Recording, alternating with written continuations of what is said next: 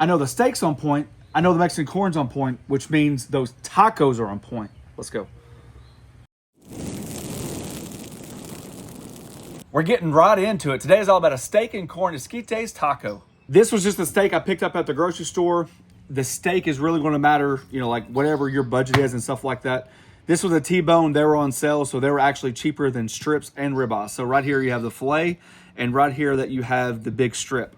Plenty of marbling. We have some tea and hot sauce. We're going to use that as a binder. Not much, just enough. And whatever just enough means, that's how much you use. To that side, we're gonna come in there and sprinkle with your favorite Mexican blend. It could be fajita, it could be taco, it could be your homemade blend, whatever you got going on.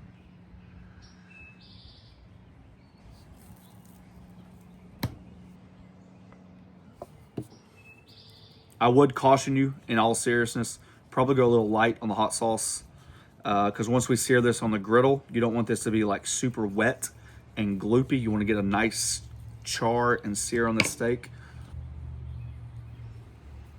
Now our steak season, we're just going to set it to the side and let it rest while we make our esquites. Don't fret, this recipe will be on theflattopking.com. So we have frozen corn, typically with elotes, that's literally done on the cob. Esquites is off the cob. Typically you would want to cook that on the cob to get a really good char and then shave it.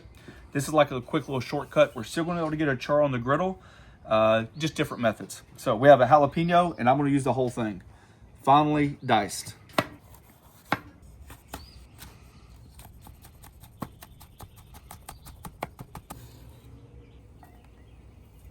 Got the Blackstone heating up, and we're looking about a tablespoon of bacon up, just good bacon grease. I think bacon and corn goes together probably the best combination, so I thought I'd use that oil.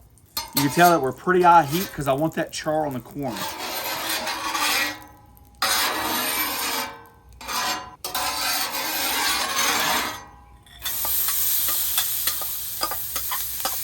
Just to clarify, although I said this corn was frozen, it has been thawed out. So this is not frozen corn. This is just refrigerator cold.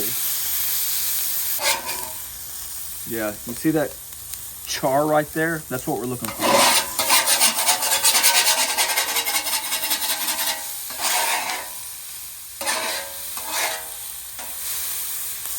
Making the sauce for the esquites. Mayonnaise. Sour cream. Tahini seasoning. This is not the hot sauce, so you have a choice of either one, but I'm gonna do about a half a tablespoon. I like my corn super thick, especially on a taco, because the corn, while it's hot, will kind of like warm up the mayonnaise and the sour cream. So instead of doing the juice, let's do the zest. So the zest of a lime.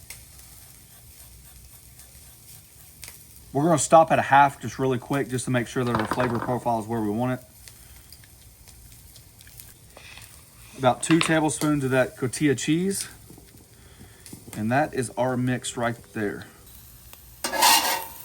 Oh yeah. Yeah, you see that char? That's what we're looking for. That is flavor, baby.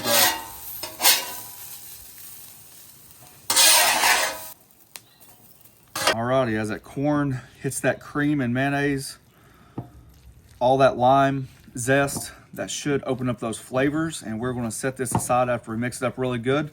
All right, now that that's set just for about a couple minutes, now I'm going to add just a little bit of cilantro for 2 reasons. One, we're going to add it now because I did not want to add that hot corn and wilt the cilantro.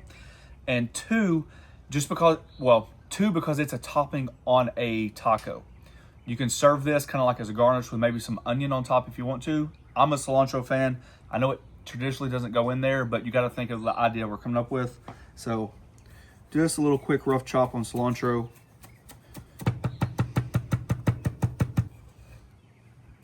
Give that a mix, and we should be good to go. All right, use the oil of your choice. Remember, this is low. This is kind of like a medium low, and this is almost on a high. I'm gonna use this as my sear zone. So I've just got a little smoked tallow. Whatever oil you decide to use, that's up to you.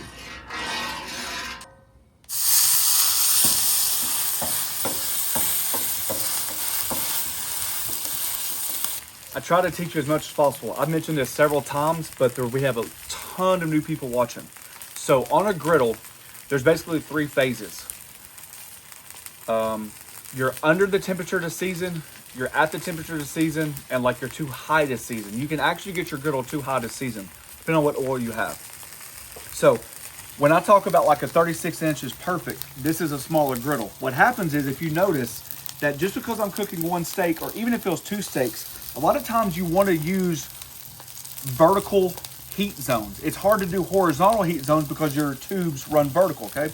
If you notice, my griddle is actually in the seasoning process.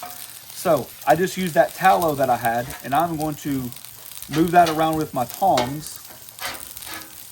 Especially since this is a new griddle, it's going to need all the seasoning it can have, and you kind of speed up that process. We talk about cast iron skillets, how your grandmother's is so great, so smooth, because it's been used so many times. So even though this side of the griddle is not on high, you got to remember, this amount of heat on high is like transferring over. It's called bleed over. And as you can see, that my tallow is actually in the seasoning process. So you're using the propane, you might as well use it to your advantage.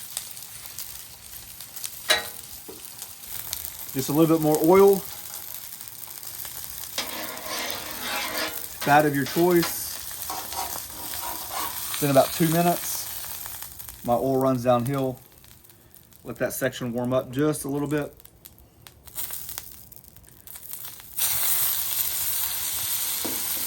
Boy, that looks beautiful.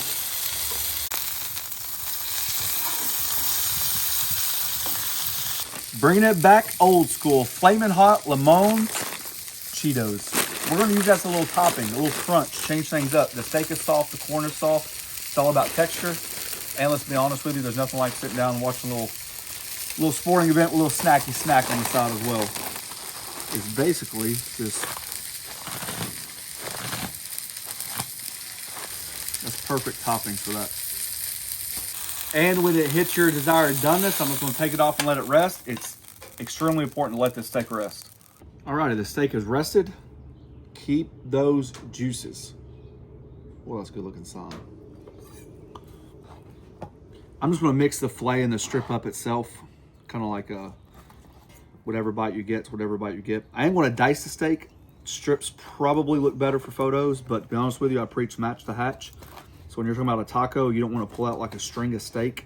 You want to be able to bite through it. So I'm going to dice the steak.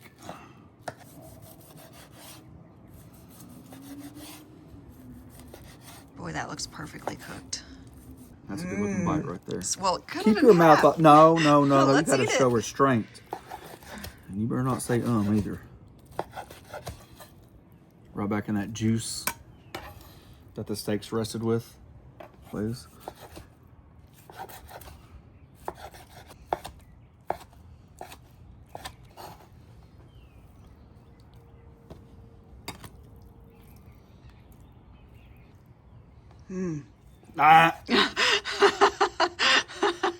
It's like instinct. You see big juicy steak, you just, What do you think about me in it? that's good. That seasoning for steak, it's legit. We're just looking to warm these corn tortillas up really quick. White, yellow, doesn't matter. You can use flour. Take a paper towel, get on the hot part of the griddle. Just add a little water to it. I'll show you why.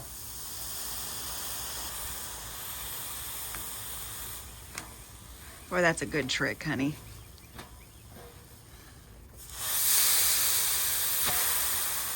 That's when we'll keep our tortillas pliable as we make our tacos. So we got our double stack of tortillas. You gotta be careful not to overstack it, which I'm horrible at. So we're gonna add way much more than what's necessary. Just a little pinch of cilantro. You could stop there if you wanted to. Buy roasted jalapenos, fresh, pickled, does not matter. A little bit of tortilla cheese. Just a little bit of these little Cheetos on top.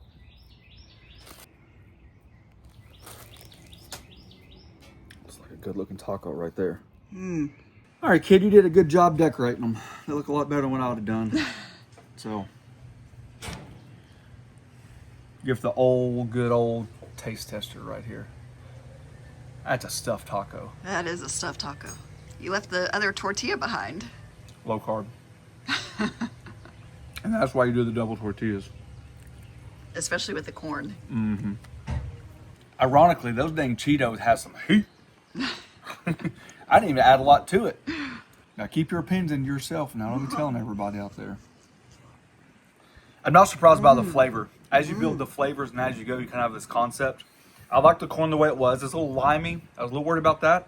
But actually, that's the zest that you need to carry because it feels like that citrus balances with the fat. Especially with that T-bone, the filet, and the strip was extremely fatty. You get those fat notes in your mouth, and that lime helps cut it. The corn adds a sweetness, that char's there.